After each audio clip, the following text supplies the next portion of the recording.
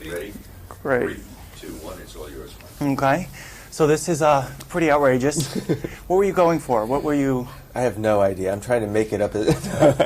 I just like these kind of movies, and I was feeling lately that things are getting more and more abstract, and I felt that these characters were very symbolic for the kind of abstraction that's going, that is starting to feel. And it's also just what I loved growing up, cheap science fiction movie. But you do it. You have a different approach. You make it cheap, but it doesn't look cheap. You know what I'm going. Well, it isn't. It's an expensive cheap science fiction. Right. No, but I like those kind of stop motion animated films, and so it was just a desire to make one of those kind of movies, and I was lucky to get like a great cast, which kind of elevated to something else as well, and so just try to have fun and make it kind of have fun with these characters and try to capture some of that flavor. It's when you brought up the cast. That's kind of a dream cast to get, especially for. I don't want to see a movie like this because it's a great. I mean, it's just totally out there. Welcome to Fantasy Island. How was that, the casting for this? Well, I just very, very lucky. Great people. They all got into it. Seeing all those people in a room at the same time is crazy. And just very surreal. And then, you add upon that the element of them all acting to nothing, to little green men that will be added later. It's like was very surreal, and it made me happy, and it was just a real good energy on the set because of it. Yeah, I was going to ask about that too. It looked like they had fun on the set, obviously. Well, they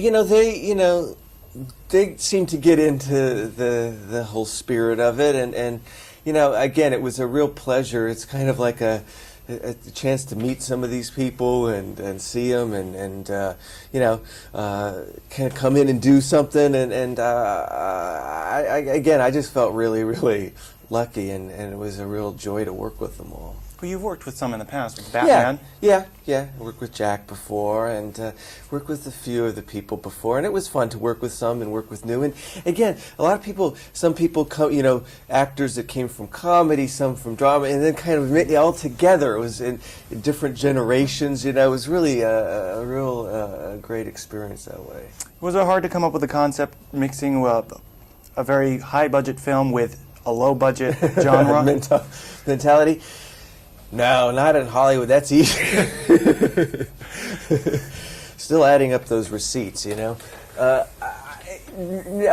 mean, it's all, the biggest, when you're dealing with things elements to be added later, that's always a challenge because you never quite know how it's all going to meld. But I was lucky to not only work with great actors, but work with great animators. And so I was very, it's all part of it. And just as much acting went into that, and so it was, again, real lucky on all counts that way.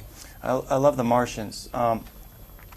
Is that stop motion, stop animation? Well, it's in the spirit of that. It's all computer, but we went for the spirit of those old sort of stop motion films. That's what I thought. Something, wanted to capture that spirit of that. Did you go through a lot of prototypes to get right to the one you? Well, yeah, the spirit, the root of it is in the cards. Mm-hmm. That's true. But because they were the real essence of that kind of little green men with big brains, sci-fi kind of thing. So we went, we really tried to capture that, and then the spirit of those cards and the painting and the quality, the kind of naive quality, the lurid quality of them, and yet the naive quality in those cards we tried to get as well.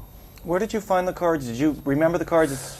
I remember them, but they had been banned at that time. So it was like, well, did they exist, or have we just seen too many bad science fiction films? All melding together, creating one big brain. But then when the Dinosaurs Attacks cards came out, that's when I sort of saw and remembered them, and then found out that they did exist and they'd been reissued, and they times have changed. You know, they Mm-hmm. weren't. There's a lot more worse things out there now than Mars tax cards for children.